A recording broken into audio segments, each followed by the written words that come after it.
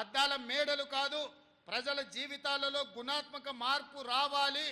దానికి రాష్ట్ర అభివృద్ధి సంక్షేమం సమపాలలో జరగాలి. తెలంగాణను ప్రపంచానికి ముఖద్వారంగా మార్చాలి.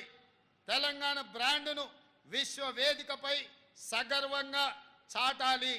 అందుకే ఇటీవలే మన రాష్ట్రానికి పెట్టుబడుల సాధన కోసం నేను సహచర మంత్రివర్యులు శ్రీధర్ బాబు గారు కలిసి అమెరికాలో పర్యటించాం.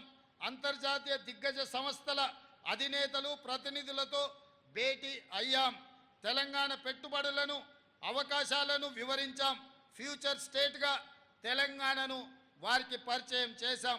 బేగర్ కంచె వద్ద శంకుస్థాపన చేసుకున్న 4th city, Musi river front, regional ring road నిర్మాణం, అంతర్జాతీయ మౌలిక సదుపాయాలు, మెట్రో విస్తరణ తదితర ఆలోచనలు వారితో పంచుకున్నాం.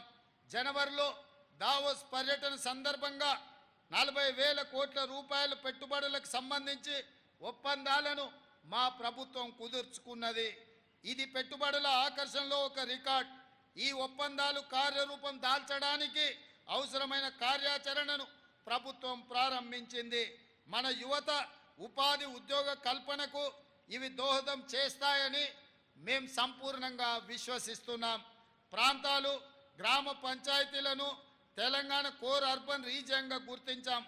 దీని పరిధిలోని ప్రభుత్వ ఆస్తులు, చెరువులు, పార్కుల కబ్జాలకు గురికాకుండా Hyderabad disaster response and estate protection agency HYDRAA పనిచేస్తుంది. సర్కారు ఆస్తుల పరిరక్షణతో పాటు విపత్తులు సంభవించినప్పుడు అత్యవసర సేవలను కూడా అందించే బాధ్యత ఈ హైడ్రా చేపడుతుంది.